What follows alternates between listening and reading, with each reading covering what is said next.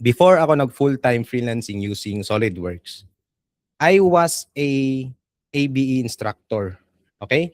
So, ano, yung experience ko sa pagtuturo sa college, yung mga students ko, mga bayaw din namin or yung mga aspiring agricultural and biosystems engineers.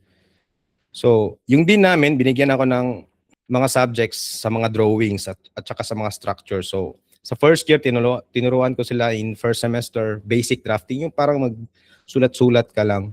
Tapos, borderline, mga blocks, ganon, mga basics. And then, pagka second semester, inintroduce ko na sa kanila yung AutoCAD, SketchUp, at saka SolidWorks. Kasi may alam ako konti sa AutoCAD, tapos sa SketchUp meron din.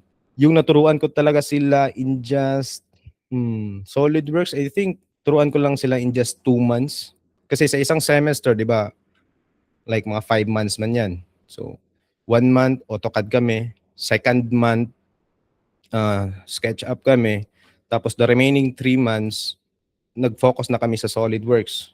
So, after the second semester, most of my students, kayang-kaya na nila i-model kahit na anong itsura pa ng pinapagawa ko sa kanila. Kung kahit nga may mga complex cut, complex curves, or kahit anong complicated pa na design yan, kayang-kaya na nila tumingin sa YouTube, paano gawin na itong command na ito, anong hahanapin nila kasi strong yung foundation nila about sa SolidWorks.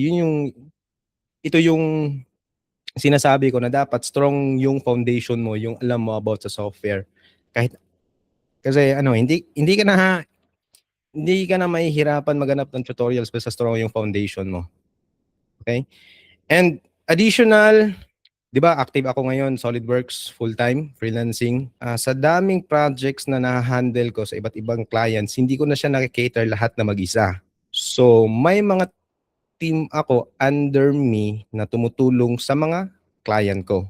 Isa sa mga tumutulong sa akin is yung former student ko. Ngayon hindi pa siya nakaka-graduate pero nagkaka-income na siya gamit ng SolidWorks. So with proper guidance lang, binibigyan ko siya ng mga basic tasks, mga simple tasks. Effective yung tulong niya na nabibigay sa akin and ang client satisfied. So kung ikaw man dyan, active ka sa field mo, tapos engineer ka na, tapos gusto mo mag-try ng freelancing, yung student ko na nagkakapera dahil sa SolidWorks. Kung papalarin siya, I think graduate siya this year. So, mas marami pa ako matuturo sa kanya. So, yun yung importante ng fundamentals sa kahit anong software.